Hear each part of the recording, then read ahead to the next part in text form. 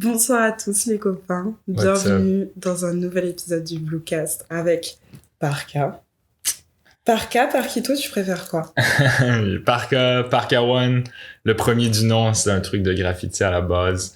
Oh, puis pour l'algorithme aussi, tu veux pas avoir des manteaux quand tu fais un search Parka One, mais Parkito, ça va. Je pense qu'on en est rendu à ce stade.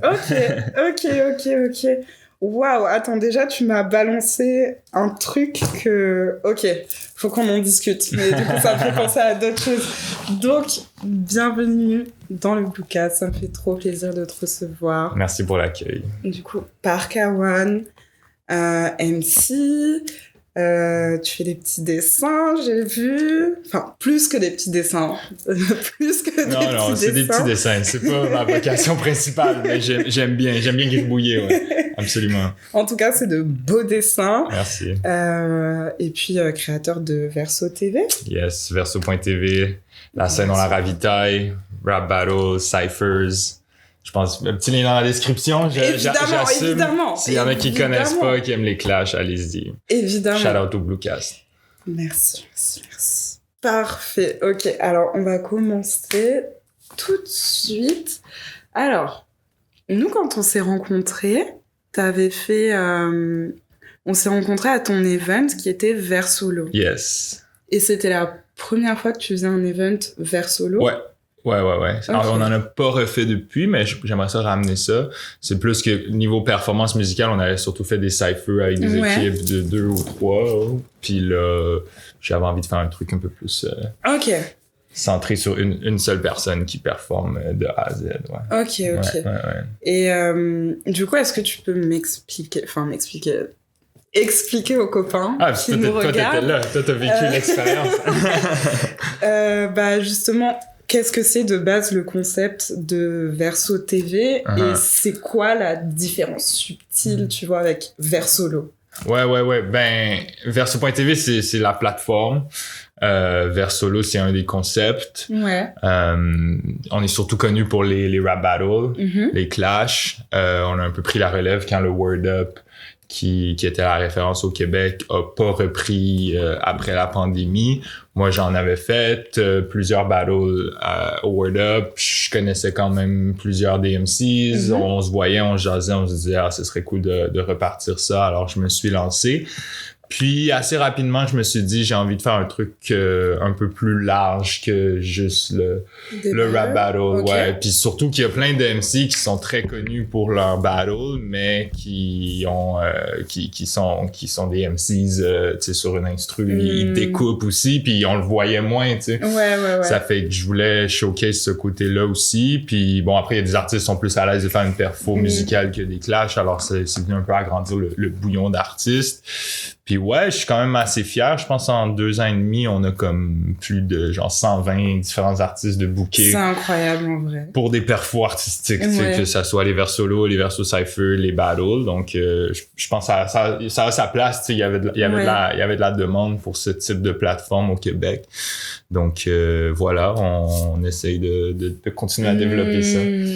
En gros, t'as créé une plateforme où il y a à la fois les battles, du coup, qu'on retrouvait dans le concept d'avant avec Wilder. Ouais.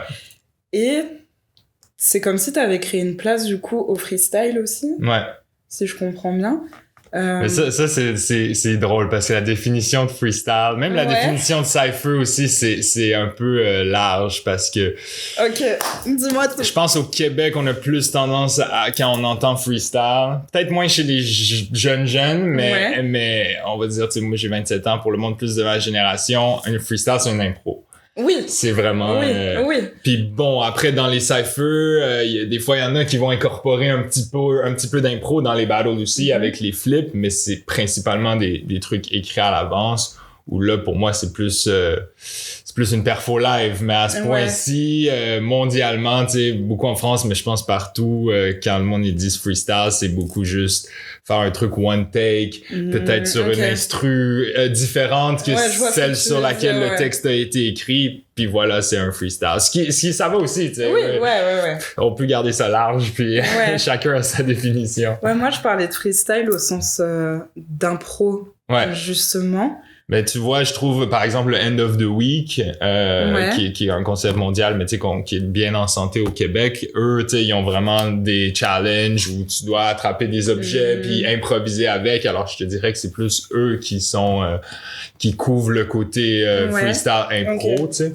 Alors que nous, c'est vraiment de la performance live. C'est ce que ça soit, c'est ça, sur instru, en battle, c'est ça, c'est juste de découper d'un coup, puis on essaie d'éviter. En battle, jamais, si tu te plantes, on peut pas recommencer. Puis en cypher, c'est rare, quoi. La plupart, ils font ça d'un coup. Alors, arriver préparé, puis c'est un peu ça, tu sais.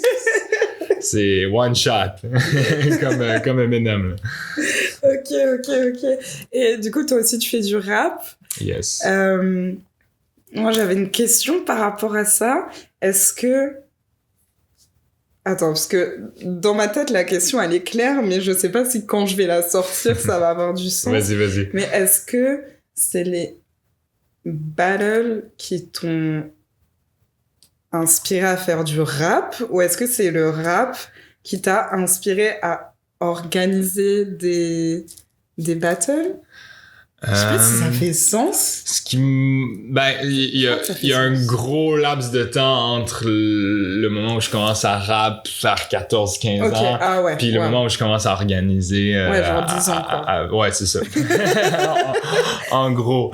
Mais à la base, c'est dur de se rappeler. C'est sûr, j'écoutais du rap, mais l'idée de battle est venue assez tôt, tu sais. Quand j'étais au secondaire, les Word Up, c'était vraiment c'était le truc sur lequel il y avait le plus d'attention dans le hip-hop québécois. Au complet, c'était les battles. Puis c'est comme à la limite, tu pouvais pas faire de rap sans qu'on te dise quand est-ce que tu t'en vas faire un word up. Sérieux? Du moins dans une certaine dimension de la scène montréalaise, qui est très large, mais ça fait que c'est sûr que comme le rap québécois, mon introduction au rap québécois, c'était pas mal les Word Up Battle. Il y avait peut-être Mosaïon, Ils vont crever, il y avait quelques petits groupes c'est des grands groupes, mais dans le sens qu'il y avait un petit nombre de groupes que je connaissais, mais c'est vraiment toute la scène plus underground, c'est à travers les Word Up, donc c'est sûr que c'est comme dans mon ADN les battles, mais à un moment donné, écrire toujours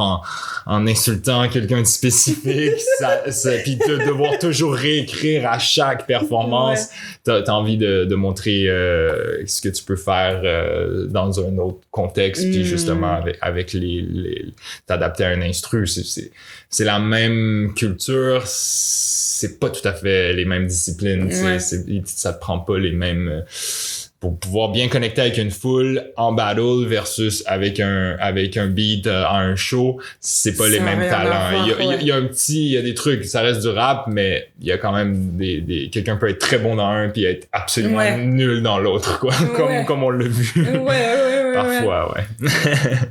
C'est marrant que tu dises ça parce que c'est un truc que je voulais qu'on aborde aussi. Je voulais l'aborder plus tard, mais du coup, on va l'aborder maintenant. Par rapport à ça, justement, est-ce que tu penses que...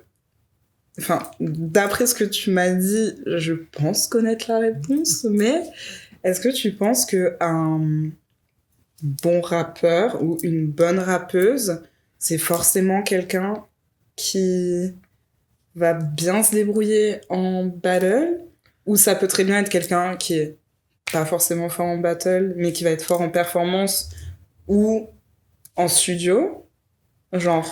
Moi, puis là, encore une fois, on joue peut-être un peu avec la définition des termes, mais je dirais un bon MC. Ouais, vas-y. Du côté maître de cérémonie. il doit être capable de captiver la foule, peu importe le contexte. Après, tu sais, c'est sûr que si on te dit t'es à un souper avec la famille, ah ouais, tu fais du rap, vas-y, lâche-nous un rap, la plupart des MC, si bons soient-ils, seront pas à l'aise. Il y en a, ils vont commencer à improviser, ah ouais, le sel avec le poivre, puis ils commencent à flipper tous les objets sur la table, puis impressionner toute la famille. Il y en a d'autres, ils seront moins à l'aise. Alors, tu sais, il y a une limite à quand je dis un MC, il doit être capable de rapper dans n'importe quel contexte. Mais après, non, pour être un bon rappeur, c'est ça, ça peut être quelqu'un qui souvent, quand on dit rappeur, on va plus penser sur instru, mais tu sais, c'est ça. Pour moi, c'est plus des bons MC. Puis quand je dis genre Verso, on le dit dans la description, tu sais, c'est axé sur le MCing. C'est un peu ça le côté live, parce qu'il y en a qui sont d'excellents rappeurs, comme tu dis, en studio, mais dans leur bulle, chez soi. Surtout maintenant, on peut quand même se construire un studio pour pas trop, avec un budget pas trop grand. Ça fait qu'il y en a beaucoup qui se sont dit un peu, c'est des rappeurs de studio, tu sais, ça fait pas d'eux des moins bons rappeurs, c'est juste qu'ils ont besoin un peu de leur zone de confort, puis tu sais, souvent peut-être en show, ils vont plus avoir les playbacks, puis c'est plus comme ça qui développent leur craft, puis c'est moi je leur enlève rien, c'est juste Verso, c'est pas sur ça qu'on focus, tu sais. Ouais. C'est quoi la situation la plus folle, du coup, enfin folle, improbable du coup, dans laquelle toi t'as dû faire du MC? C'est une bonne question. Ben tu sais, moi j'ai quand même passé beaucoup de temps à Bruxelles.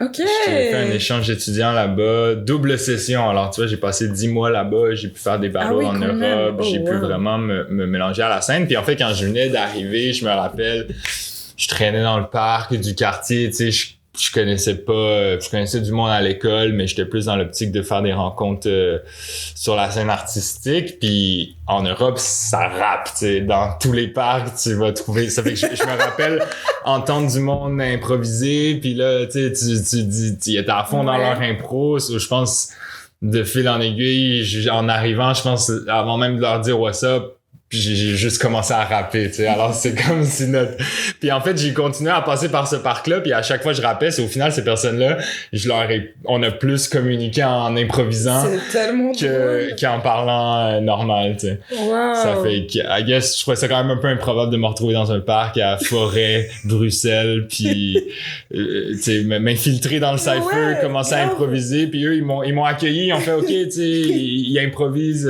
c'est bon, tu sais, ils m'ont bien accueilli, mais c'était vraiment comme un premier contact via le rap. Puis ça, je trouve c'est un des côtés les plus beaux de la culture, c'est que même en Amérique du Sud avec le graffiti, tu fais des rencontres, puis c'est que tu sais c'est jamais que t'aurais un lien comme ça si c'était pas de la culture hip-hop avec ces personnes-là mondialement, tu sais. Ah, c'est fou! Et t'avais quel âge quand c'est arrivé, ça? 2019, ça fait que... Tu vois, le temps il se brouille un peu, il y a 4 ans. 23. 23, exact, okay. 23. Ah, t'avais mon âge. Enfin, j'ai bientôt 24, mais... Ouais, puis ça a été quand même un moment, c'est ça, les open mic, en fait, toute la scène plus MCing à Bruxelles, puis tu sais, à Lyon, à Paris, à Montpellier, plein d'endroits que j'ai visités. Ouais, c'est genre très développé, tu sais, il y a vraiment une grosse culture rap comme ça, puis ça fait partie de ce qui m'a peut-être inspiré à venir, pas ramener ça parce que ça existe au Québec et à Montréal, mais de vraiment donner une plateforme. Ouais, t'impliquer plus dans ça, en tout cas. Ouais. Donc, ça a été des années quand même assez formatrices. Ah, c'est fou! Ouais, ça fait partie de l'ADN. Des fois, il y en a qui disent que je rappe comme un Belge. Pas nécessairement dans l'accent, mais peut-être dans le choix des prods, dans la manière. Trop drôle! Ça fait partie de mon ADN de rappeur, for sure. Et du coup, t'as rappé avec des gens à Montpellier aussi? Ouais, à Montpellier, j'ai fait quelques open mic, là. Après, trop bien! Je me rappelle d'un open mic où tout le monde avait des casques.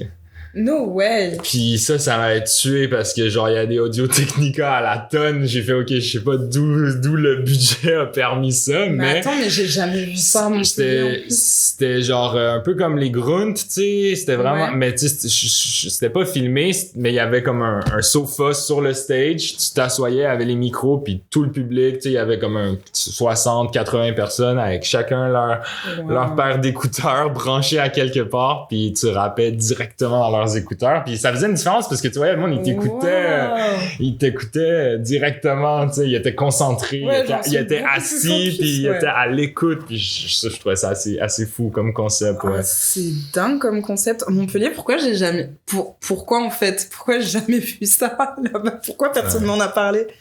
C'est vrai qui j'ai rencontré. PNP, je l'avais rencontré à Montréal, mais là, il était de retour à Montpellier. Shout-out à lui. White N, je l'avais vu à Montpellier aussi, qui a fait genre une apparition, je pense, dans Nouvelle École. Vite fait. Je pense qu'il a pas été retenu, mais je l'ai vu à la télé après. J'ai fait, ah ouais. Donc j'ai quand même fait des rencontres intéressantes à Montpellier, for sure. C'est quoi, toi, tu viens-tu de là-bas? Ouais, j'ai grandi à Montpellier. C'est pour ça, quand t'as dit Montpellier, très belle ville. Ça a fait « Très belle ville. Merci, c'est vrai, c'est une très belle ville. La ville soleil. Absolument. Pas loin de la plage. Pas loin de la plage. Très pratique pour l'été. C'est la fin de l'été. Ouais. Ouais, il y avait une petite pluie en plus, petite pluie brumeuse ce matin, mais il y a toujours comme un deuxième été en fin septembre, octobre d'habitude. Donc, je te fais confiance. C'est pas fini. C'est plus en novembre là. OK. Le monde commence à aller hiverner dans leurs apparts, là, puis il y a moins d'événements. Ouais, c'est ça. C'est à ce moment-là que les Français ils rentrent chez eux, ouais, c'est vrai. Puis je vais vers avril-mai. Ouais, c'est ça, genre, ça fait bien. Ben, tu vois, même Verseau, c'est dans cette période-là, on fait vraiment moins d'événements, là, parce que c'est ça le cycle. Ben, il fait froid. Ouais. Mais en même temps, je trouve que c'est des moments créatifs. Il y a un repli chez soi, moins d'événements, mais ça fait que quand l'été revient, tu sais, c'est encore plus 200% parce que tout le monde a travaillé. Tout le monde est fou l'été. Ouais, tout le monde a des trucs à présenter. Tu sais, alors je trouve que ça crée un cycle quand même nice. Ouais. En parlant de ça, du coup, pour toi, ça se passe comment l'hiver, créativement parlant, genre? Parce que vous avez quand même un hiver assez rude comparé à ce que nous, on a en France, quoi. Tu sais, genre, on peut quand même sortir sans se poser de questions et tout. Ouais. Moi, j'ai l'impression... Enfin, dans ma tête, mon image de l'hiver à Montréal, c'est vraiment genre... La neige, là... Faut que tu mettes les bottes, faut que tu mettes le manteau. Sortir à l'extérieur, c'est un plus long processus. C'est comment le quotidien d'un artiste dans ce genre d'hiver? Ben, comme je dis, c'est plus de temps à l'intérieur, for sure. Tout le monde a des petits studios maison, donc tu sais, des maquettes, et des trucs qui se trament. Après, souvent, ça donne peut-être des couleurs un peu plus sombres. Parce que, bon, c'est quoi? Il fait... Tu te réveilles, tu sais ça, tu pars travailler à 8-9 heures et il fait noir, puis... Par le temps que tu rentres à 5-6 heures, il fait noir aussi. C'est horrible. Alors, ça se reflète, je pense, souvent dans la création. Il y a peut-être un côté plus sombre. Après, moi, chaque année est différente, tu sais, puis je suis pas nécessairement constant dans ma création, là. Tu sais, je suis pas quelqu'un qui sort énormément de musique. C'est ça, je suis souvent sur d'autres affaires. Donc, ça va vraiment dépendre d'une année à l'autre. Peut-être, moi, de l'hiver, je suis un peu plus jeux vidéo. Un peu plus série, tu sais, alors que, c'est ça, je vais plus virtuel, tu sais. Donc, ça switch. Mais après, des fois, il y a des opportunités cool. Il y en a qui partent dans les chalets créatifs durant l'hiver. Ouais, c'est ce que les gars, ils veulent qu'on fasse. C'est pratique courante à Montréal. Ils me parlent tout le temps du chalet. Tout le temps. Ils ont plein d'histoires au chalet. Une fois au chalet, nana. Non, mais tu vas voir, Lisa, cet hiver, on va aller au chalet. Et moi, je suis en mode, les gars, déjà, si je reste cet hiver, genre, vous avez de la chance. Ouais, mais ce qui se passe au chalet reste au chalet. Je veux aller au chalet. Je veux voir c'est quoi un chalet créatif. Ouais, ben tu vois, c'est ça. Tout le monde est un peu chez eux. Ça fait que là, quand tu te prends une gang d'amis, Ouais. tu vas au chalet, c'est des moments plus... Oh c'est comme là les petits là. moments plus sociaux de l'hiver, ouais. Ah, ça doit être fou. Ça, t'as pas passé encore un hiver ici? Non, OK. Mais tu sais, après, ceux qui aiment les sports d'hiver, tu peux aller faire du ski de fond dans Mont-Royal, tu peux faire du patin au Parc La Fontaine, Oh my... tu peux faire de la luge. Oh my... Non, il y a rien qui t'intéresse. Je t'avoue, je suis pas très sport d'hiver, moi non plus. Moi, je reste chez moi, mais il y en a qui aiment bien. Après, c'est beau, la neige, c'est beau. Quand il fait soleil, la neige, elle reflète la lumière, puis aller prendre une marche dans la neige, ça peut être cool, quoi. C'est une expérience. Je crois que je déteste tout. Genre, tout ce qui est en rapport avec l'hiver, je déteste. Genre, la neige, c'est beau. C'est très beau, tu vois. Mais genre, ça va 2 minutes. Genre, venez, on prend des photos et tout. Je suis photographe, y a pas de souci. On prend des photos dans la neige. Allez, maximum 15 minutes. Après, la neige, elle doit partir.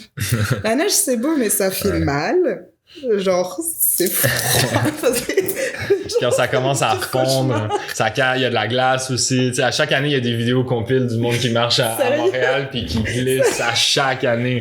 Il y a un endroit, tu sais, quelqu'un se met là avec sa caméra puis au lieu d'avertir le monde, il rit de leur gueule parce qu'ils tombent. Après l'autre, t'as des vidéos des bus de la STM qui glissent, toutes les voitures qui se foncent une après l'autre. Ouais, la glace, c'est un problème. Puis la neige cache la glace, alors. Ouais, je te dirais, j'aime bien la neige, la glace, j'aime moins. Ouais. Puis après, quand ça commence à fondre, c'est tout un processus. Ça devient de la slush, qu'on appelle.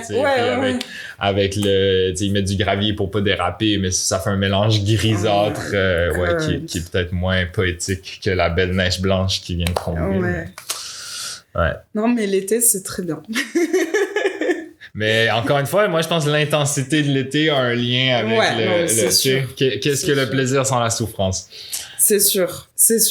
Franchement, vu tout ce que j'ai vu cet été à Montréal, j'en suis 100% sûre. Même à l'event où j'étais, du coup, vers Solo, les gens avaient tellement d'énergie.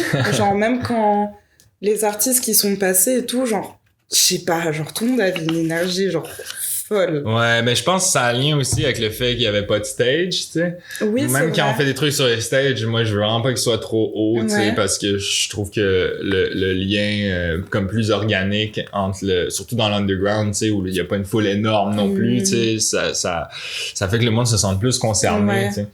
Puis, tu sais, même ma sœur, par exemple, qui va pas vraiment à des events de hip-hop, mais qui va au mien pour m'encourager, elle dit tous les meilleurs shows que j'ai vus, ce que j'ai le plus apprécié, il y avait pas de stage, tu sais. Ouais. Puis pour la proximité, en vrai. Ouais, puis même si tu vois pas bien, faut que tu te faufiles un peu. Les battles aussi, j'aime beaucoup ça, les faire comme ça en cypher. Je trouve que ça fait que le public va être plus engagé, alors que sur un stage, tu regardes au loin, t'as ta bière, t'as envie de jaser avec ton ami, tu te sens moins concerné, tu sais. Puis ouais, au Versolo, j'ai bien aimé comment le monde il se tenait proche, il écoutait, puis open mic à la fin, tu sais, tout le monde participe. C'est cool. Puis les open mic, c'est des moments spéciaux, je trouve, quand même, parce que c'est un peu t'as toujours du monde qui justement qui rappe peut-être plus en studio chez eux, puis là quand ils vont voir le spectacle, puis c'est sûr qu'ils se projettent je veux dire, comme n'importe quel artiste. Puis moi j'ai été cet artiste là avant d'avoir osé aussi, tu sais, tu te projettes, tu te dis ah ouais, je serais down de prendre le micro, puis là quand t'as l'opportunité de le faire à la fin, même si tu fais juste un petit truc, tu sais, chacun à une étape à la fois, je trouve que ça vient donner une belle occasion à des artistes qui font leur premier pas, puis aussi de mettre la performance live assez tôt dans leur processus, tu sais. Tu sais, des fois le monde est un peu plus vieux, il dit les jeunes, mais ils savent pas, ils peuvent même pas rapper devant toi, tu sais, ils ont besoin de leur playback, mais faut leur donner des plateformes, puis les accueillir, puis réussir à aller les chercher pour que dans leur processus artistique, il y ait l'opportunité de le faire aussi. C'est ça, parce que c'est pas partout qu'on peut performer en live. Non. Genre, ce qui était bien, c'est que, comme tu dis, à la fin, il y avait des gens, genre, qui étaient que je voyais, tu sais, un peu timides pendant tout l'event. Et à la fin, quand il y avait l'open mic, tu sais, tu les voyais un peu est-ce que je prends le micro? Ah, et puis après, ils prennent le micro et ils se révèlent. Et genre, je trouve ça trop beau à voir, genre, tu sais, le processus de... est-ce que j'ose ou pas? Puis c'est trop beau quand tu vois la personne finalement. Ouais, c'est un peu comme un chat, tu sais, de juste se rapprocher tranquillement dans le mic. Puis t'as toujours les premiers open mic, souvent c'est ceux qui ont plus d'expérience. Tu sais, là, je pense qu'il y avait Raccoon, Witness. Ouais, ok. Tu sais, c'est des MC incroyables. Alors ça fait toujours plaisir de les voir rapper, mais c'est eux qui vont comme commencer l'open mic, mais là tranquillement, tu vois.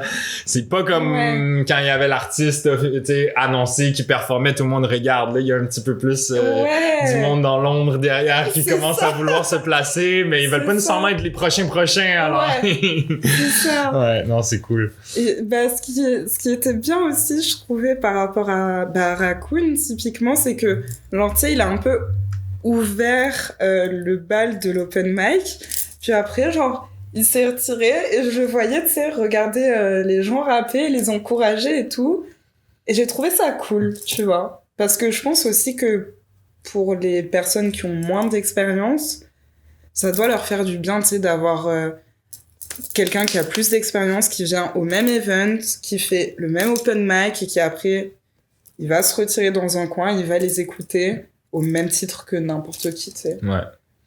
Ouais, puis c'est une validation, je trouve, saine puis organique, le fait que ce soit, tu sais, en personne. Ouais.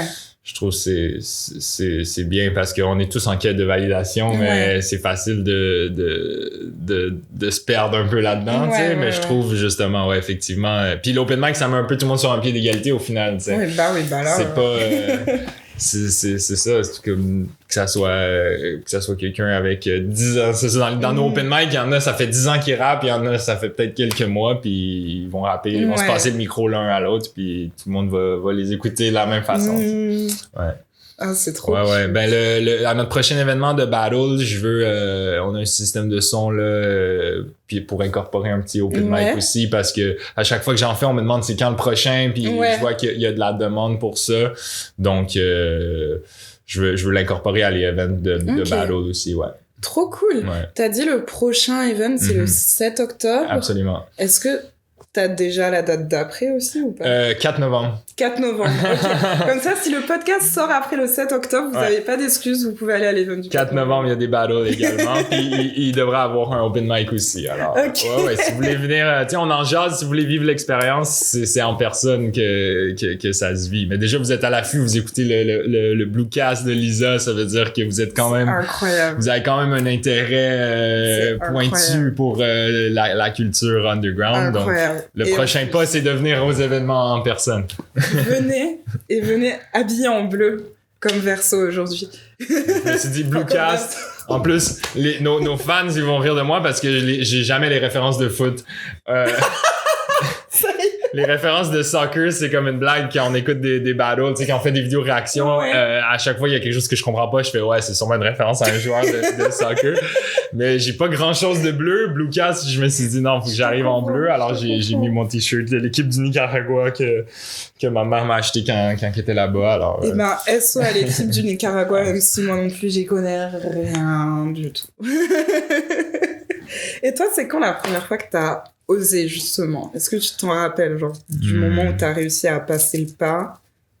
Je pense que c'était dans un contexte similaire au open mic qu'on jase, mais ça, moi, c'est ça, je les ramène sur le stage, mais pour un open mic officiel annoncé, t'en as 50 avec le speaker Bluetooth devant pendant que le monde il fume, tu sais, puis bon, des fois il y a peut-être un peu moins de stress aussi, il y a pas le processus, tu sais, de devoir bien tenir le micro, être sûr qu'on t'entende bien, etc. Donc je crois que c'était à un de ces événements.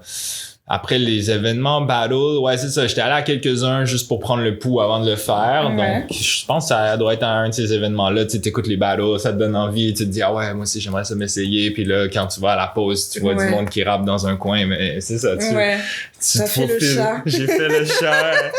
Tu te faufiles, puis à un moment j'ai lâché un verse, puis je pense que c'était ça. Hein. Ça devait être un truc comme ça, Ok. Et j'ai vu dans tes inspi Parce que du coup, j'avoue, j'ai un petit peu stalké ton Instagram. Ah non, mais c'est là pour ça. C'est là pour ça. Instagram.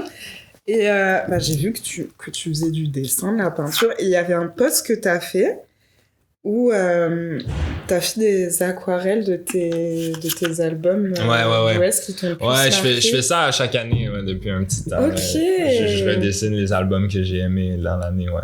Et déjà, j'ai trop aimé les aquarelles en question. Et j'ai encore plus aimé le fait que dedans, il y avait 2000 de Joey Badass. Bah oui. Et Met My Eyes See Your Future de Denzel Curry. J'étais en mode, oui. OK, il faut qu'il me parle de ça. Ouais, ben tu sais, je pense que ça vient encore avec le MCing, tu sais, c'est des grands MC. Joey Badass, tu le vois en spectacle, puis il rappe en 2 heures, puis sa voix et elle sonne encore mieux à la fin qu'au début, tu sais. C'est fou. Puis c'est un petit peu, je pense que c'est quand même notre génération, tu sais, un peu middle child, tu sais. J. Cole, il dit il est middle child, où on n'a pas non plus, tu sais, Wu-Tang, toutes les Mobb Deep, tous ces groupes-là classiques, c'est des trucs qu'on a découvert une fois que c'était déjà sorti puis qui avait déjà fait, tu sais, leur réputation et tout, alors que des artistes comme justement Joey Badass, bon, Denzel Curry, ça arrive peut-être un peu plus tard, mais genre Mick Jenkins, moi j'adore, puis tu sais Kendrick, Schoolboy Q, etc. C'est vraiment des trucs qu'on a vécu. Eux on était là quand c'est sorti, alors c'est sûr qu'on s'attache à ça, on s'attache toujours à je pense logiquement à des artistes quand on a vraiment été là au moment où, tu sais, quand To Pimp a Butterfly c'est sorti. Oh my God. On s'est pris une claque, comme vous dites, quand même, je pense. Donc, non, puis après, des fois, j'ai l'impression que c'est une génération d'artistes aux États-Unis qui ont tendance à se faire désirer, tu sais, à moins sortir de projets, puis ça aussi, je trouve que c'est comme... C'est un apprentissage aussi dans l'idée où les nouveaux artistes ils ont tendance à toujours sortir mixtape chaque année. En France, compile, réédition, toujours, ça devient un peu saturé, tu sais, alors qu'il y a des artistes qui se font désirer, veut pas, quand finalement l'album il sort, c'est pas le même sentiment que tel a sorti un truc, c'est genre OK, enfin, tu sais, tu t'assois puis tu prends la peine de vraiment l'écouter l'album de A à Z. C'est là aussi où je fais mes top albums, tu sais, c'est pas mes top chansons parce que je suis vraiment quelqu'un qui aime écouter les albums, plus que des playlists, là, c'est sûr. Ok, intéressant. Du coup, t'es plus... tu vas préférer plus les albums conceptuels, genre? Ouais. Après, puis dans la musique que je fais aussi, tu sais, il y a beaucoup storytelling, il y a beaucoup les concepts qui soient tu sais, vraiment évidents ou moins évidents. Des fois il y en a que c'est, tu sais, il y a tellement de couches que tu sais, je disais Mick Jenkins en est un, genre il fait des schemes, des champs lexicaux, genre que comme des fois c'est juste à la 3e écoute que tu te rends compte. Puis j'aime bien les trucs décortiqués, c'est sûr. Je suis un peu le côté très lyrical, c'est ce que je recherche beaucoup dans le rap que j'écoute. Puis tu sais, en battle aussi, t'as pas le choix de puncher, t'es pas obligé de faire des gros jeux de mots, même si ça fait partie du truc puis ça fait partie de ce que j'aime, mais faut toujours que tu gardes l'auditeur en haleine. Un peu obligé. Ouais. Ou si tu le fais pas pour un certain temps, faut que ça vale la peine après que t'aies expliqué tes affaires, quand finalement t'arrives au punch, là ça doit valoir encore plus la peine parce que t'as sacrifié des lines. Donc non, c'est sûr, il y a ce côté-là où c'est le fun quand tu checks chaque bar versus le tu sais, il y en a d'autres qui sont plus dans l'approche, ils arrivent au studio, ils ont rien puis ils se laissent aller dans le vibe. Ce qui, pour d'autres contextes, ça fait de la très bonne musique aussi, tu sais, mais je dirais ce qui me passionne, c'est plus le monde qui tu vois qui se sont vraiment cassés la tête puis qui font des trucs. Même en fait, quand je comprends pas, j'aime bien, tu sais, j'essaie de comprendre. Tu vas sur Rap Genius, là, tu cherches. Après, pour les battles, il n'y a pas toujours Rap Genius. C'est plus compliqué, Ouais. Oh, wow, ok.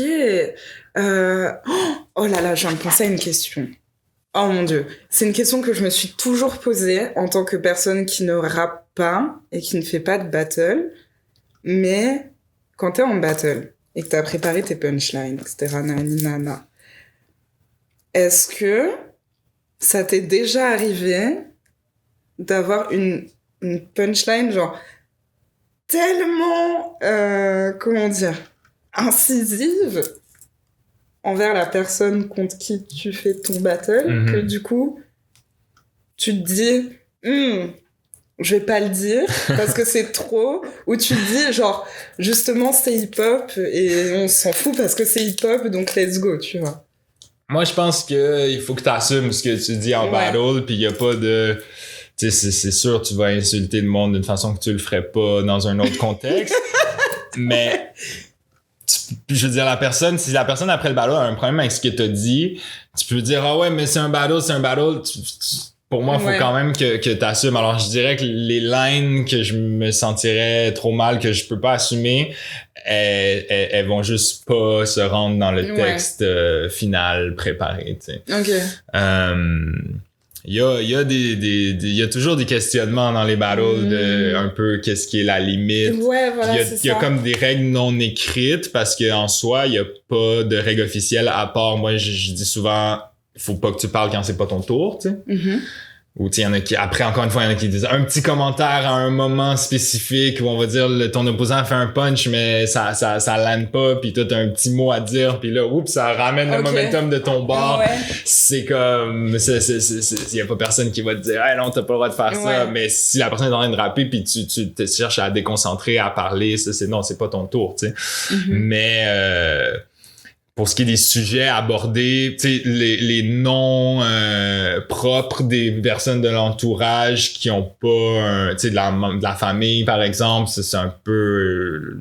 la plupart, on évite parce que t'as pas besoin de dire le nom spécifique pour que ta punchline elle ait une validation. Ouais, puis moi je suis quand même beaucoup dans l'optique où genre insulter la famille, c'est un peu tirer à côté de ta cible parce que tu sais si t'insultes genre le crew de rap ou tu sais l'entourage qui est là durant le battle, je trouve ça c'est plus pertinent, mais aller insulter la famille perso, ça se fait beaucoup dans le battle perso, c'est pas l'approche qui me parle, c'est pas l'approche que je prends. Tu sais, sauf exception, là. Il y a tout, mais c'est pas ce genre de truc qui est mon focus. Puis un truc que j'ai remarqué quand je battle en France, là, beaucoup plus ton opposant, il va t'envoyer un message, je dirais, est-ce que t'as des interdits? Moi, parle pas de mes enfants, parle pas de ta. Il y a plus ce côté-là, mais j'ai l'impression, genre, insulter les mères, c'est comme peut-être une plus grosse insulte dans la culture. C'est surtout, genre, en cité, dans certains coins. Il y en a beaucoup, moi, qui m'ont dit, ah ouais, les battles, des rappeurs, j'ai toujours trouvé ça cool, mais j'ai jamais voulu le faire parce que... Puis ici aussi, on m'a déjà dit ça, j'ai jamais voulu le faire parce que si t'insultes ma famille, il y a plus de battle. Puis je peux comprendre, hein, tu sais, comme faut quand même avoir la peau relativement épaisse pour se lancer là-dedans, mais... Après, c'est ça, il y a pas de règle officielle. Donc après, pour répondre à ta question, un truc que dans le moment je me suis dit je vais lui dire ça dans le prochain round. Non, d'habitude c'est j'ai hâte que ça soit mon tour ou avant que ça commence, c'est ou des fois il parle d'un truc puis toi en fait ce que t'as écrit ça répond bien, tu sais, c'est pas un flip mais ça répond tellement bien, tu te dis parfait, tu sais. C'est plus ça, c'est plus un sentiment de j'ai hâte de dire que non, tu sais quoi, je vais pas dire ça, t'sais. Un peu cette magie de l'imprévu mêlée à ce que t'as prévu. Mais c'est vraiment ça, c'est deux morceaux de casse-tête qui se sont préparés séparément, tu sais, parce que ça aussi, il y a pas d'affaire de partager ce que tu vas dire à l'avance avec ton opposant. Alors, c'est chacun se prépare sans savoir. C'est là où l'expérience de le répéter versus l'expérience de le vivre, c'est différent parce que là, tu prends des coups de l'autre côté, tu sais. Tu peux te pratiquer puis imaginer qu'est-ce qu'il pourrait te dire puis essayer de te projeter, mais c'est vraiment au moment où le battle a lieu que là les deux morceaux du puzzle s'enclenchent puis ça crée un tout. C'est une collaboration au final, même si on s'insulte, tu sais. C'est là où ou est-ce que, tu sais, moi je trouve quand les morceaux, les rounds de chaque opposant se répondent, il y a un dialogue qui se crée, souvent ça crée quelque chose de spécial dans le battle, puis là il y a des flips qui se rajoutent, puis là c'est vraiment ok, les deux veulent avoir les derniers mots, ça je trouve ça intéressant. Après il y a des battles où il y a moins ça, c'est plus vraiment le côté genre punchline, jeu de mots, puis rapping des deux bords, puis ça crée des bons battles aussi. Il y en a pour tous les goûts. T'sais. S'il y en a qui c'est comme ah non moi le clash ça me parle pas trop, peut-être vous avez juste pas encore vu le style ou le type de battle qui vous parle parce que c'est large. Il y en a qui sont vraiment plus dans l'humour, il y en a qui sont plus dans les angles, dans une structure, dans expliquer quelque chose. Moi j'ai plus tendance à faire ça au moins pour un round comme ça. Je trouve que ça marque les esprits, on se rappelle. Il y en a que c'est ça, c'est vraiment juste du bon rapping a cappella avec des rimes très riches puis juste un style très fort. Donc vraiment, moi je trouve qu'il y en a pour tous les goûts, puis il y a du monde tu sais qui viennent à mes événements, aux événements qu'on organise, qui ont jamais vu de battle, puis généralement ils sur une carte de 5 battles, donc 10 MC, il y en a toujours 2-3 qui se disent ah ouais lui ça m'a parlé. Tu sais. Ok. Ouais. Ah ça c'est nice. Et par rapport au battle, tu parlais de se prendre des coups. Est-ce que par rapport à ça, tu dirais que avant d'aller à un battle, faut quand même que tu aies assez de recul sur toi-même et un peu aussi d'autodérision envers toi-même pour pouvoir être prêt? Ouais, ben oui, mais je pense que dans le rap, en général, il y a beaucoup de trucs où c'est important d'être genre self-aware, tu sais, de comprendre tu sais, genre, juste déjà, je pense un des premiers trucs pour quelqu'un de blanc qui fait du rap, c'est déjà de comprendre que t'es un blanc dans le rap. T'es un visiteur dans la culture, tu sais. Puis ça va t'être reproché, peut-être, tu sais, ou puis à ce moment-là, c'est... Après, bon, dans un battle, tu vas trouver une réplique, peut-être, mais il faut être prêt à prendre une critique, tu sais. Puis il y a beaucoup d'attentes d'authenticité chez les rappeurs versus, tu sais, dans le hip-hop versus d'autres sphères artistiques où on s'attend quand même à ce que tu racontes ça vienne de toi, tu sais. Alors ouais, peut-être tu vas te faire remettre en question, c'est ça, que ça soit dans un battle ou dans un autre contexte sur la scène hip-hop, puis je pense que c'est important de c'est juste une question d'intégrité artistique, tu sais. Si tu le fais pour les bonnes raisons, les choses qu'on va te reprocher qui peuvent peut-être te piquer un peu plus, tu y as déjà pensé parce que t'as un respect pour la culture dans laquelle tu t'investis, tu sais. Ça fait, je dirais que après, bon, des fois, un des trucs qui peut-être, il y en a beaucoup qui ont de la misère, c'est des commentaires sur Internet parce que souvent, là, ça fait aucun sens, tu sais. Non, les commentaires sur Internet, il faut juste pas regarder, genre. Moi, je trouve ça drôle parce que là, dernièrement, genre, on pose des petits extraits des battles, puis genre, ceux qui font le plus de vues, c'est parce qu'il y a plein de commentaires négatifs qui... surtout les petits extraits genre à la TikTok, là, que ça soit sur Facebook ou même beaucoup sur Facebook, mais sur TikTok aussi, tous les commentaires sont négatifs parce que c'est du monde, ça tombe sur leur profil alors qu'ils suivent pas, ça sort de nulle part pour eux. Alors, puis moi, ça me tue parce que, tu sais, les battles qui sont peut-être ceux où il y a peut-être un moins bon niveau, genre, ils vont même si tous nos battles ont quand même un certain niveau, mais c'est ceux-là qui bougent plus dans l'algorithme parce que ça crée plein de réactions négatives. Moi, je trouve ça drôle. Je me dis, on va peut-être, même si, tu sais, je veux dire, le monde qui réagisse, qui hate, ils ont quand même porté attention, ils suivent quand même tu sais, ça reste un auditeur de gagner. Mais des fois, je me dis, j'espère que l'artiste, il est pas en train de lire ça puis en train de se décourager à cause de ça. Mais en même temps, ça peut donner une motivation, tu sais, de s'améliorer. Moi, j'ai déjà rencontré en personne du monde que je sais, parce que des fois, c'est toujours les mêmes qui font des commentaires, puis je dis, genre, tu sais, tu discutes, puis tu te rends compte que c'est cette personne-là, tu te dis, mais comment ça? Tu sais, nous, on est quand même proche de nos fans, là, genre, on est accessible, tu sais. Tu te dis, genre, mais tu sais, souvent sont plus agréables en personne que sur Internet. Ouais, bah oui, puis c'est comme, mais ça vient de où? Mais moi, je me dis, ça peut motiver, tu sais, Puis là, je dis, ouais, tu te donnes trop de mérite, là. Comme, c'est ce qui est motivant, c'est quelque chose de... Ça peut être une critique, mais... Faut que ce soit constructif. Ben ouais.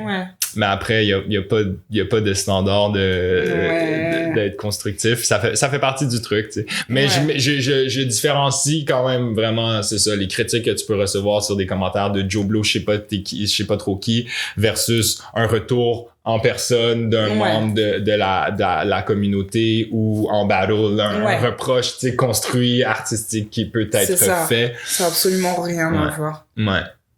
Mais moi, en général, je pense que les artistes, c'est ça. Dans le battle rap, peut-être en particulier, mais en général, dans le hip-hop, puis je pense pas que c'est si différent dans d'autres sphères. Il faut avoir une certaine carapace parce que si tu le fais vraiment juste pour être accepté sans avoir comme construit ta démarche personnelle, c'est sûr que là, ça va t'affecter. Puis c'est clair.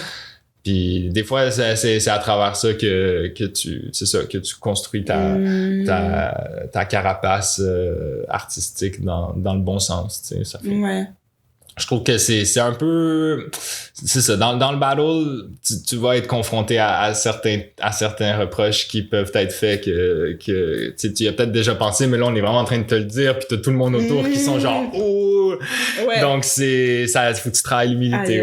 Faut que tu travailles l'humilité. Mais il y a toujours, ça fait partie aussi de pourquoi je trouve que c'est intéressant comme art form, parce que tu te développes en tant qu'artiste d'un combat à l'autre. Ouais, c'est ça. Puis il y a cette perpétuelle remise en question, genre à chaque fois, genre, ou comme t'as dit, genre quand on va te mettre devant quelque chose. Mais waouh, j'ai trop aimé. C'est une très bonne question. Mais c'était une très bonne réponse. Oh waouh. Genre j'ai l'impression que ça a ouvert une fenêtre dans mon cerveau encore. J'aime trop mes invités, ils ouvrent toujours plein de fenêtres dans mon cerveau. Ouais, ben c'est cool de pouvoir discuter du battle parce qu'il y en a beaucoup, tu sais, qui voient ça comme ah ouais, c'est du monde qui s'insulte puis genre ciao bye, mais c'est dans un contexte artistique, ça va beaucoup plus loin, ouais, c'est sûr. Oui, parce que si c'était juste des gens qui s'insultent, on peut. Ça, on l'a tous vécu au lycée, juste, au secondaire. Juste t'ouvres Twitter, tu sais, tu prends ton téléphone, tu vas sur Twitter, il y a des gens qui s'insultent, tout. Ouais.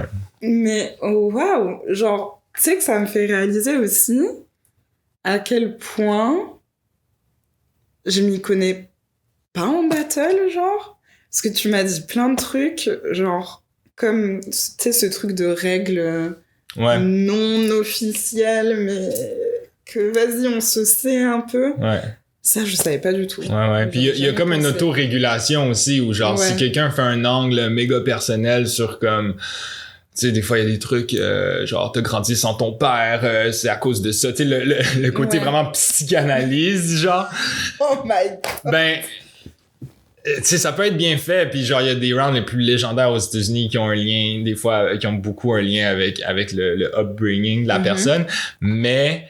si tu utilises cet angle-là contre quelqu'un, il y a peut-être des chances qu'à ton prochain battle, quelqu'un qui fait bien ça, il fait « Ouais, toi, t'as ri de tel à cause de ta. Qu'est-ce que ça en dit sur toi, tu sais? » Wow. Parce que t'es toujours en train de focus sur l'autre personne dans le battle. À un moment donné, c'est comme...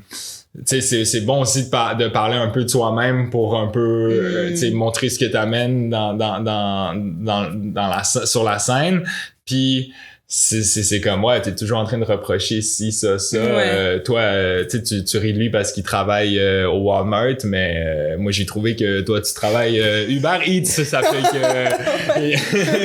ce que tu reproches aux autres, t'sais. Alors il y a comme une autorégulation où ça va finir par te revenir dans la face si tu utilises des angles un peu cheap, tu sais, on va te le reprocher par la suite, puis après tu vas peut-être perdre le prochain, tu sais, t'en as gagné un grâce à ça, mais le prochain quelqu'un t'a tellement déconstruit que tu perds celui d'après, t'sais. En mode ça sera pas aussi facile que ça pour toi. Mais c'est important de bien le faire parce qu'un des trucs que je trouve en battle, des fois il y a des références très spécifiques et peu expliquées que il assume que le public a suivi, tu sais, alors que moi j'aime bien quand même essayer d'écrire en me disant si la personne c'est son premier battle qu'elle voit pour un auditeur, il arrive quand même à comprendre un genre 75%, voire plus, tu sais. Puis si je parle d'un truc qui est arrivé au battle précédent de mon opposant, ben je vais prendre la peine pour que quelqu'un qui l'a pas vu comprennent. Soit mis dans le contexte. Exactement. Ouais. Ok, waouh, c'est tout un art. Waouh. Ça me donne envie d'aller sur mon ordi et de taper Rap Contenders et de regarder genre tous les anciens Rap Contenders. Ouais. Mais tu sais, toi, tu dis, tu te rends compte, tu connais pas ça, mais tu connais... Enfin, oui, je connais, mais genre...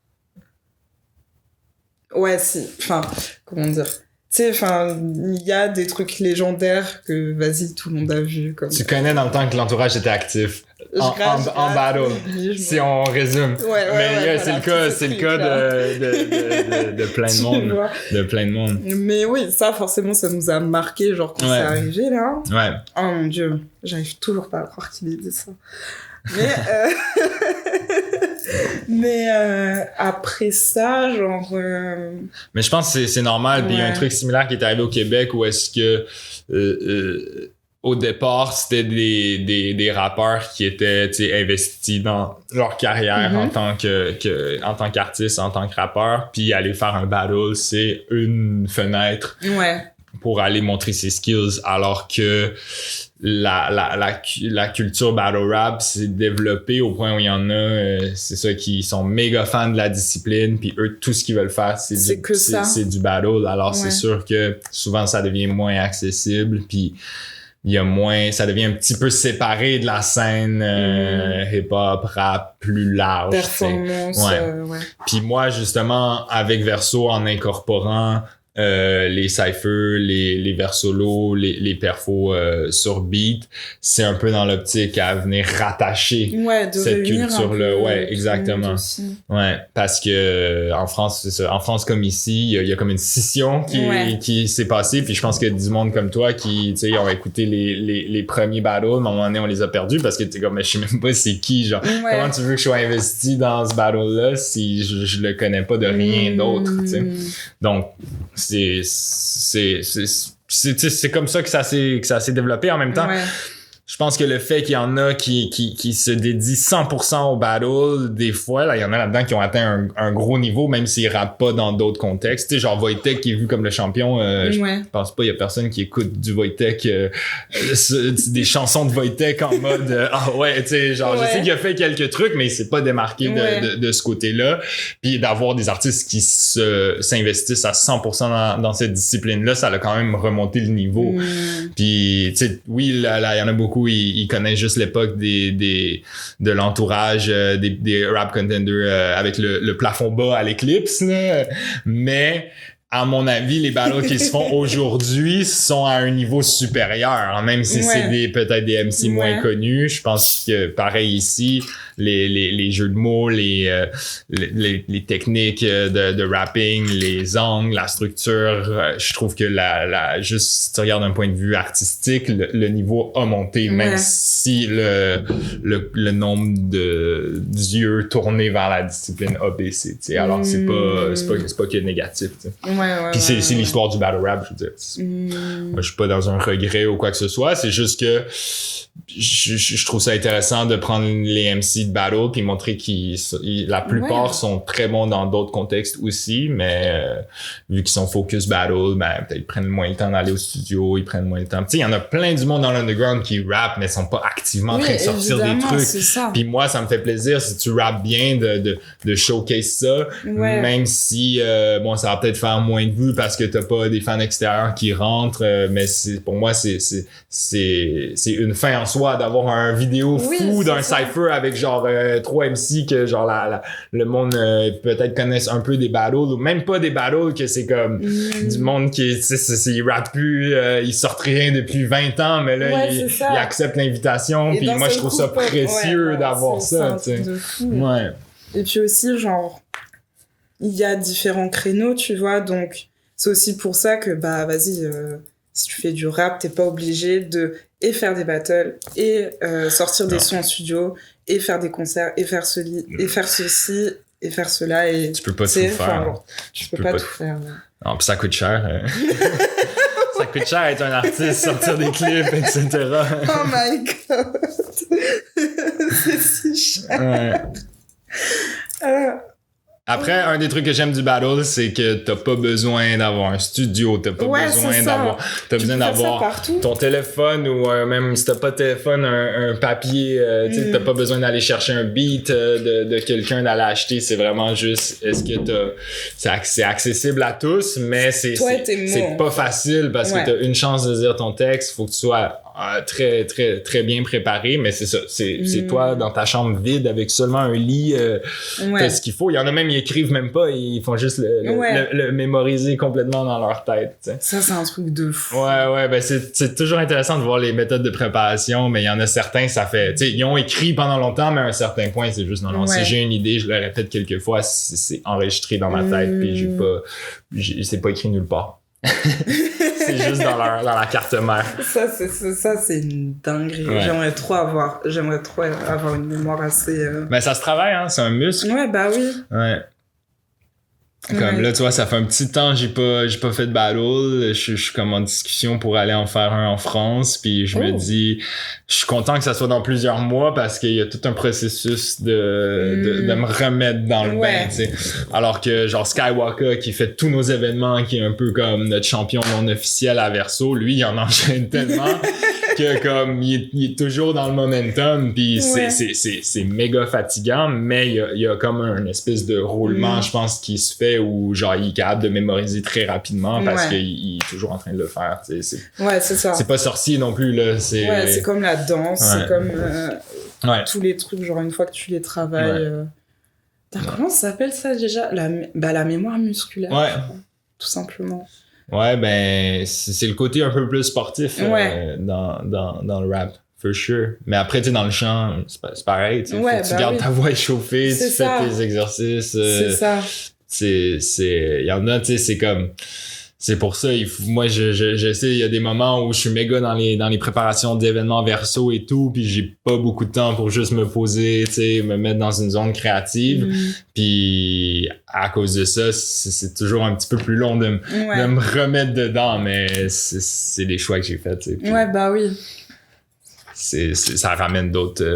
ça ramène d'autres types de sentiments d'accomplissement de mettre en place des événements versus tuer une performance. Mais des fois, je m'ennuie de juste tuer une performance, mais les occasions vont venir. Ouais, c'est bien, t'as lié les deux. Ouais, c'est ça. J'essaie de trouver un équilibre qui me va. Ouais. Puis aussi, en organisant ces événements, tu donnes quand même aussi la chance à plein de personnes de pouvoir tu sais, juste rapper. C'est trop cool, genre. Ben c'est l'écosystème quoi, il faut le garder en roulement, puis si chacun reste de son côté à faire sa musique puis essayer de développer son fanbase en ligne, tu sais, moi je l'ai fait pendant un certain temps, puis à un moment donné j'ai dû prendre du recul parce que tu sais ce qui allait déterminer si j'allais avoir une bonne journée ou pas, c'est le nombre de vues que le clip que je sors, combien que ça allait faire, tu sais, puis ça versus tu sais aller à un open mic puis genre sortir ton texte, bon c'est peut-être pas l'instru qui sur laquelle t'as écrit ou whatever, mais ce sentiment là au final je me suis rendu compte que c'est beaucoup plus précieux que la dopamine d'avoir des notifications. C'est clair. C'est clair. Simple curiosité, et peut-être qu'on va finir par ça, mais peut-être que ça va être long. J'ai des longues réponses. Simple curiosité. Alors même si c'est quand même différent des battles dans la vraie vie, etc. Mais tu penses quoi des diss tracks? Par exemple, Meek Mill Drake ou Drake Pusha T. Raccoon. Lebza, Cupidon, le label, ça j'ai trouvé ça le fun. Non, moi j'aime bien, j'avoue, j'aime bien. J'aime bien parce que, tu sais, il y a toujours un truc de dire je suis le meilleur quand tu rappes, tu sais. Puis moi, des fois, tu sais, il y en a certains que c'est comme moi, je suis le meilleur, je mange des MC à journée longue, pis t'es comme mais t'as même pas fait un battle, tu sais. Puis après, justement, c'est, encore une fois, le fait que c'est a cappella, le fait qu'il y a des codes, il faut que tu punches un ça, tu sais, c'est pas accessible pour tout le monde, mais les diss tracks, c'est comme en restant quand même dans un côté studio, c'est une façon de juste aller une compétition directe. Ouais. Puis non, je trouve ça vient un peu brasser les choses aussi, tu sais. Non, j'aime bien. Après, tu sais, Drake, son diss track, il joue dans les clubs, genre être Meek Mill puis rentrer dans le club, t'essaies juste d'avoir un samedi soir à l'aise, tu sais, t'as payé je sais pas trop combien pour les bouteilles, puis là il y a une chanson, la chanson qui joue, c'est celle qui est en train de t'insulter, toi et toute ta carrière, ça doit pas être facile. C'est incroyable. Moi, ce que j'aime le plus dans les diss tracks, je crois que c'est l'après, genre la réconciliation. Ouais. Bah, genre Drake Meek Mill, par exemple, tu vois. Où genre là, ça fait beaucoup trop longtemps que j'attends la réconciliation de Nicki Minaj et Cardi B, tu vois. Ouais, ça, je sais pas si on va voir ça un jour. J'aime bien, tu sais, le fait de savoir qu'elles sont en bif et que du coup dans les prochaines chansons qu'elles vont sortir elles vont forcément avoir des punchlines de fou, genre Cardi B là dans Tomorrow 2 quand genre elle a tout un couplet là où elle découpe et juste elle parle de ses ups. Bon, on sait très bien de qui elle parle. Tu vois. Moi, j'aime pas quand c'est trop subliminal même parce que c'est genre vas-y, tu sais, je trouve même au Québec des fois il y a justement je trouve Raccoon Lebza ça a été rafraîchissant parce que c'était direct puis les dudes tu sais, il y avait pas de non, je parle pas nécessairement de lui, tu sais. Moi, j'aime bien quand c'est mais tu sais Cardi B, Nicki Minaj c'est quand même assez clair, tu sais. Puis là, non, c'est excitant quand t'écoutes, pis là, t'es comme, toi, t'as suivi, t'es comme récompensé parce que t'as suivi un peu, peut-être, les entrevues ou le petit truc behind the scenes, t'es comme, je sais exactement de qui tu parles. Ou genre, tu sais, t'entends les punchlines et tu fais, oh my god, genre en mode, est-ce que ça serait pas la meilleure punchline qu'elle a faite, mais au final, est-ce que le moment où elle fait pas ses meilleurs verses, c'est les moments où elle est en 10 avec quelqu'un, genre? Je trouve ça super stimulant. Non, c'est ça, c'est une motivation, for sure. Puis tu sais, tu disais la réconciliation aussi, si je ramène ça au battle rap, ça, je trouve ça cool parce que c'est comme si tu sais que, tu sais, éventuellement, probablement qu'il va falloir battle, ça amène un espèce de plafond à la relation, tu sais, où est-ce que tu vas pas te mettre trop à l'aise avec la personne, tu sais. Puis après le battle, c'est comme, ça redescend. Puis souvent, pas toujours, mais souvent, il y a quand même des amitiés qui se suivent parce que c'est comme, on s'est mis vulnérable, on s'est tapé dessus, il y a un respect qui vient avec ça, tu sais. Puis par exemple, genre Dope More, moi je les battle il y a quand même genre je pense 2018, tu sais, puis on avait fait beaucoup de promos puis c'était intense, puis après tu sais je me rappelle on avait fait comme un vidéo pour parler du après, puis aujourd'hui on a fait une télésérie battle rap qui est pas sortie encore, mais on a filmé ça ensemble, tu sais on collabore sur des projets, ça fait que ça vient ça crée des liens for sure. Ça fait que des fois dans le après battle il y a des relations fortes qui se créent. Absolument. Même Skywalker aussi, tu sais, je les battle au Word Up pour les 10 ans du Word Up, puis genre on s'est tapé dessus là. Puis à ce jour on s'obstine sur qui a gagné tout le temps. Puis tu sais, on est toujours en YouTube Live en train d'écouter des battles ensemble. Il est à chacun des événements. C'est comme si la relation est solidifiée par le fait qu'on est à leur guerre un contre l'autre. Non, je trouve que les meilleurs moments, c'est vraiment la réconciliation. Mais plus intense est le combat, plus parce que tu sais si tu parles à quelqu'un que t'aimes bien puis tu retiens un peu les coups, souvent ça va pas donner le meilleur battle, tu sais. Alors que comme la plus grosse détermination qu'il y a des deux côtés, le plus que le moment après, c'est comme puis il y a pas de feeling comme avoir finalement fait son battle puis d'être satisfait de la façon que tu le fais puis d'être satisfait du tout, tu sais, des deux pièces de puzzle qui se sont pris ensemble puis de jaser avec ton ancien opposant de ce qui est arrivé puis la pression qui redescend puis le monde qui dit bon battle, c'est un feeling que tu peux pas avoir après un show, c'est pas la même chose, tu peux pas avoir dans un autre contexte, ça fait que ça fait partie du trip for sure. Waouh. C'est incroyable. Oh là là. Waouh. Je me sens... Tu sais, j'ai l'impression d'avoir reçu plein d'informations trop cool, là. Genre, j'aime trop. Ah, tant mieux. Mais là, t'es prête pour le prochain événement de Battle, maintenant. Je suis prête pour le prochain événement. Il y a une question que j'aime bien poser à mes invités en fin de podcast. Je commence à bégayer, heureusement que c'est la fin. Qu'est-ce que je peux te souhaiter pour la suite? Par Kawan, par Quito. Ben, des bons événements, des événements, des bons vibes aux événements. Ok. Des bons... une cohésion dans notre culture underground, puis un momentum, tu sais, collectif pour un peu tous les artistes avec qui on fait des trucs. Moi, j'ai envie que ça aille bien pour tout le monde, puis je pense que c'est exponentiel, c'est le monde ont la bonne énergie, tu sais, c'est exponentiel où moi, je pars toujours du principe où on collabore sur un événement, c'est 50-50, tu sais, comme moi, je fournis X, Y, Z pour un cypher, tu sais, filmer la vidéo, tu sais, c'est un investissement, toi, t'amènes tes skills, puis on se serre la main une fois que c'est fait, puis il y a personne qui est redevable à l'un à l'autre, c'est juste, on s'est hissé vers le haut ensemble, tu sais. Ça fait, je me souhaite, est-ce que tout le monde soit content, puis tout le monde sente qu'ils se sont hissés vers le haut à travers les collaborations avec Verso, puis en tant qu'artiste solo aussi, tu sais. Trop bien. Ouais. Bah, c'est tout ce que je te souhaite. Merci. Et c'est ce que tous les auditeurs du Bluecast se souhaitent aussi. Parce que ils sont tous beaux et bienveillants. Donc, ils souhaitent la bienveillance aux autres aussi. Merci beaucoup pour le podcast, Lisa. Avec plaisir. Merci à toi. Ça m'a fait trop plaisir.